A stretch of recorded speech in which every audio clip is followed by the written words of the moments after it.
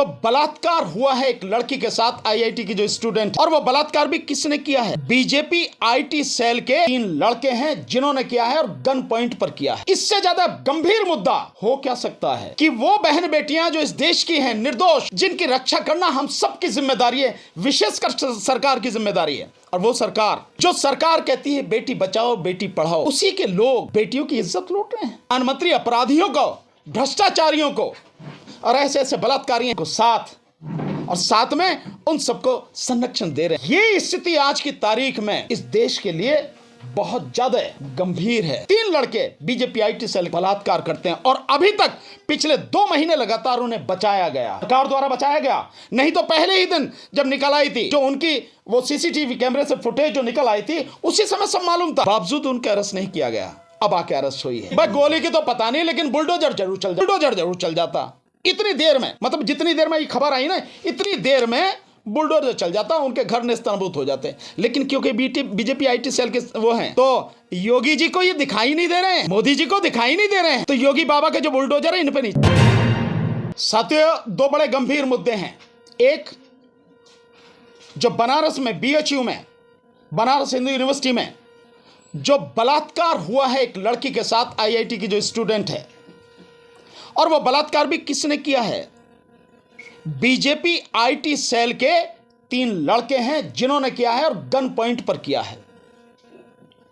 इससे ज्यादा गंभीर मुद्दा हो क्या सकता है कि वो बहन बेटियां जो इस देश की हैं, निर्दोष, जिनकी रक्षा करना हम सबकी जिम्मेदारी है, विशेषकर सरकार की जिम्मेदारी है। और वो सरकार जो सरकार कहती है बेटी बचाओ बेटी पढ़ाओ, उसी के लोग बेटियों की इज्जत लूट रहे हैं। मैं इसीलिए बार बार कहता हूं, मैंने कई वीडियोस में कहा है बार बार, कि बीजेपी गुंडों और बदमाशों को पालने का, उन्हें संरक्षण देने का एक अड्डा बन गई है। प्रधानमंत्री अपराधियों को, भ्रष्टाचारियों को और ऐसे ऐसे बलात्कारियों हैं, उनको साथ में उन सबको संरक्षण दे रहे हैं। ये स्थिति आज की तारीख में इस देश के लिए बहुत ज्यादा गंभीर है।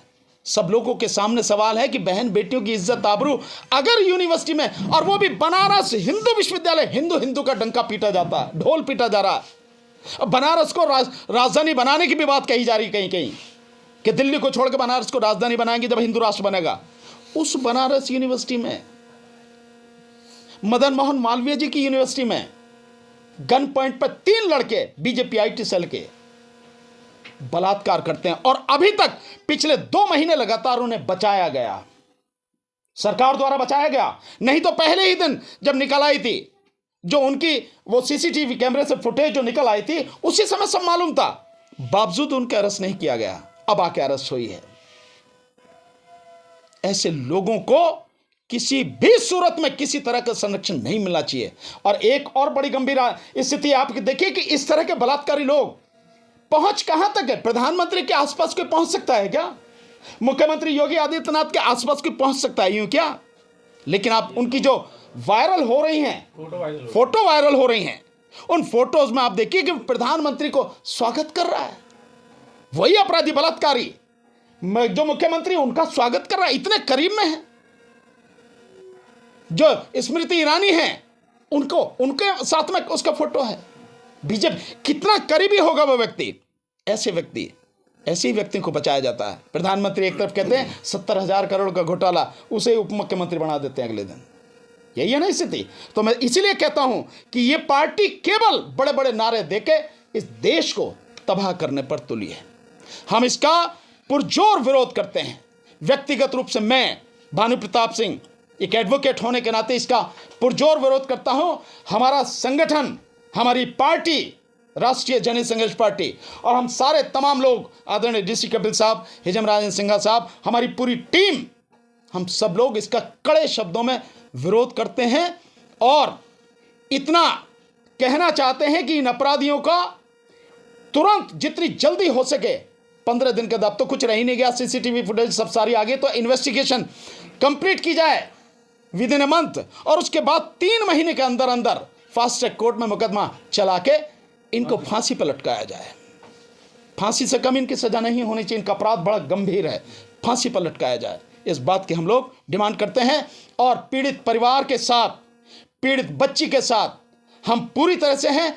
अगर उन्हें हमारी किसी भी तरह की कानूनी मदद की जरूरत पड़े, हम हमेशा उसके लिए तैयार हैं, उनके लिए साथ हैं।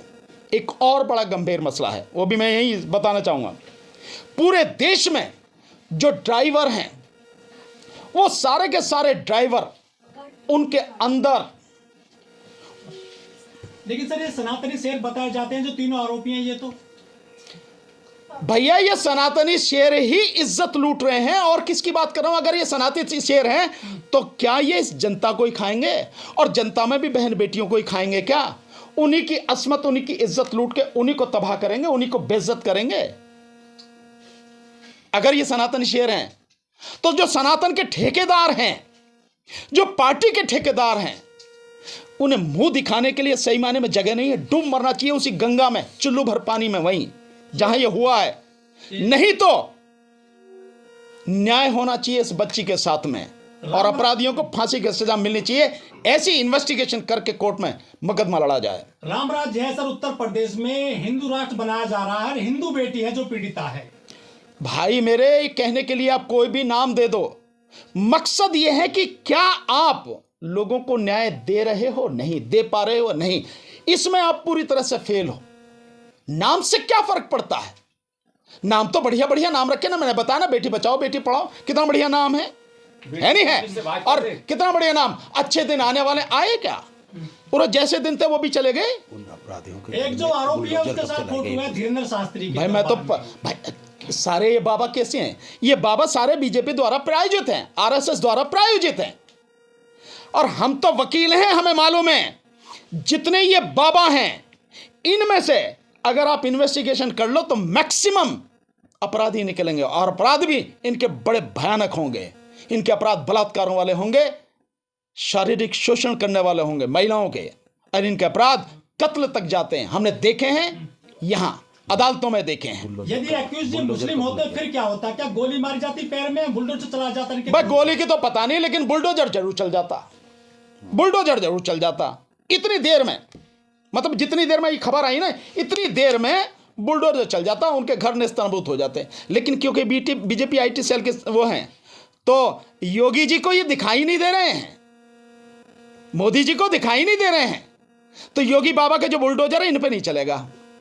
चल जाए तो बहुत बड़ी बात है, पर हमें मालूम है इन पे नहीं चलेगा जो स्थिति है। उत्तराखंड में भी जो है बीजेपी कार्यकर्ता के यहाँ पर गेस्ट हाउस में एक ऐसा कांड हुआ था, लड़की को मार दिया गया। यार उसकी बात करो, मैं तो बार बार कह रहा हूं यार, मेरे जो घर है अपराधियों का, भ्रष्टाचारियों का, बलात्कारियों का, कत्ल वालों का, उनकी पनाह गाह है, पनाह गाह बीजेपी। पूरा देखो ना आप सारा, तो उसमें कोई नई बात थोड़ी, वो अपनी बीजेपी अपनी परंपरा का निर्वाह कर रही है।